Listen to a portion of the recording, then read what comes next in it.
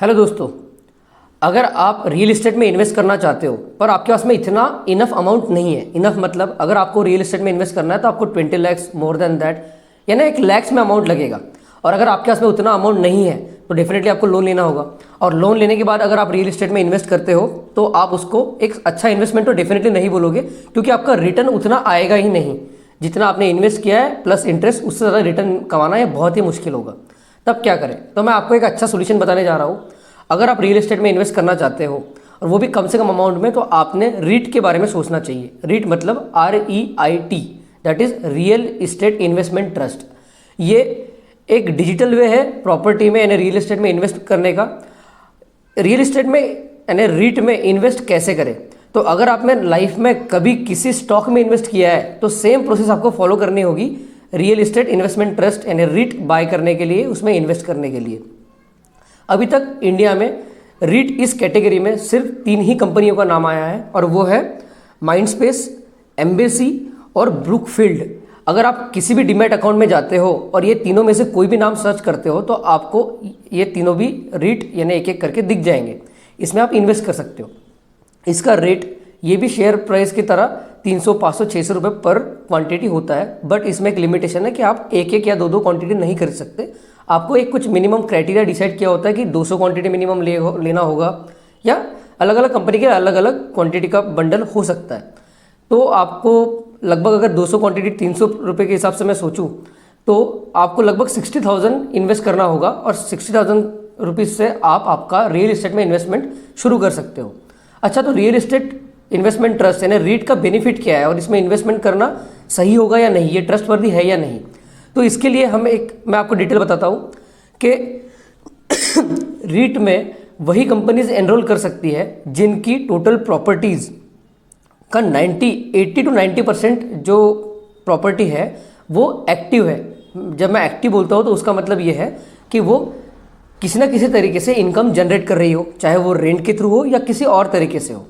तो आप जिस भी रीट में इन्वेस्ट कर रहे हो, इसका मतलब है उस रीट का मेजर पोर्शन आपको कुछ रिटर्न जनरेट करके ज़रूर देगा। और इन कंपनीज़ के ऊपर यानी रीट्स के ऊपर कुछ ऑब्लिगेशन यानी कंपल्शन सेबी ने डाले हैं, वो इस तरीके से कि जो भी इनकम ये जनरेट करते हैं क्वार्टरली, उनको टोटल इनकम का 80 या 90% अमाउंट ये उनके बायर्स में यानी इन्वेस्टर्स में डिस्ट्रीब्यूट करना होगा एज ए डिविडेंड।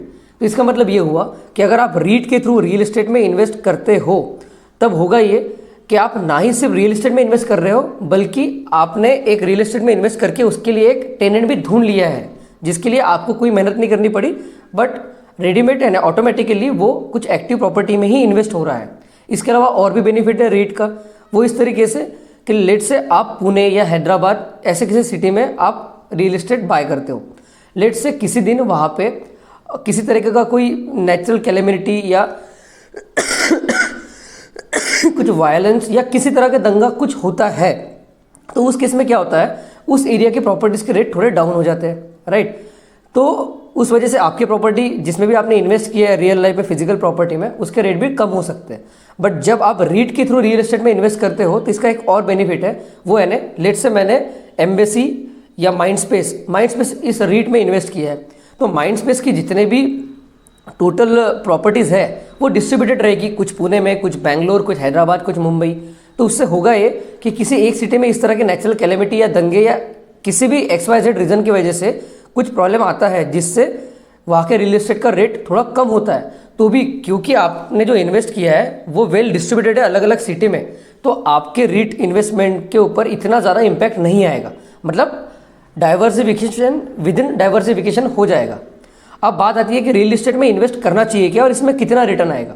अगर आपको डिविडेंड कितना मिल रहा है, क्या मिल रहा है, ये सब कैलकुलेट करो तो भी आपको मोटा मोटी तौर पे रीट में लगभग 8% के आसपास रिटर्न आएगा।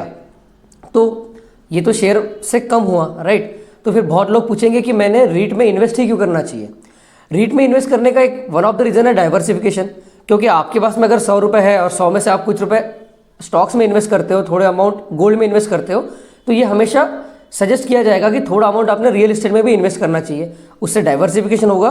और मैंने आपको ये भी बताया कि रीट की वजह से, क्योंकि अलग अलग सिटीज़ में आपकी प्रॉपर्टी है, तो फर्दर डाइवर्सिफिकेशन भी होगा। तो एक तरीके से रिस्क कम हो जाएगा, डाइवर्सिफिकेशन होगा। और ये तो हमेशा हम सजेस्ट करती है कि किसी भी इन्वेस्टर ने अपना जो पोर्टफोलियो है वो डाइवर्सिफाइड रखना चाहिए। इस वजह से आपने रीट के बारे में ज़रूर सोचना चाहिए। अब आती है बात कि अगर आप डिजिटली रीट खरीदते हो तो आपको गारंटी कहाँ से मिलेगी कि आपने सही जगह पे पैसा डाला है या नहीं डाला है। तो पहली बात, क्योंकि रीट या जिस भी चीज़ में आप इन्वेस्ट करते हो ये सेबी के अंडर आता है, तो सेबी उस पर कंट्रोल रखे है, तो सेबी का रेगुलेशन है। अब पॉइंट नंबर 2 कि जैसे आप किसी शेयर में इन्वेस्ट करते हो तो आपको एक कंपनी का पोर्शन मिलता है, यानी आपको कंपनी के ओनरशिप का एक पार्ट, एक शेयर हिस्सा आपका होता है, राइट। वैसे ही जब आप रीट में इन्वेस्ट करते हो तो जो बड़ी बड़ी प्रॉपर्टीज़ है, चाहे वो आईटी ऑफिसेस हो या जिस भी तरह की प्रॉपर्टीज़ इसका पार्ट है, उस प्रॉपर्टी का एक छोटा सा हिस्से के आप ओनर होते हो, राइट। तो कॉन्सेप्ट एकदम सेम है, एकदम ईजी है। तो अगर आपने रीट के बारे में फर्स्ट टाइम सुना है और आपको और कुछ डाउट है तो आप मुझको पूछ सकते हैं उसके बारे में डाउट सारे कमेंट सेक्शन में, मैं आपको और भी इन्फॉर्मेशन देने की कोशिश करूँगा। और मीनवाइल आप आपके एंड पे जो मैंने आपको 3 रीट बताए, ब्रुकफील्ड, माइंडस्पेस और तीसरा था एम्बेसी, इसके बारे में सर्च कीजिए, आपके डीमैट अकाउंट में जाइए, नेट पे भी पढ़िए और रीट के बारे में इन्वेस्ट करना चाहिए या नहीं करना चाहिए इसके बारे में एटलीस्ट सोचना शुरू कीजिए। So that's it guys, that's the information. This is Akshay Daga signing off, bye bye.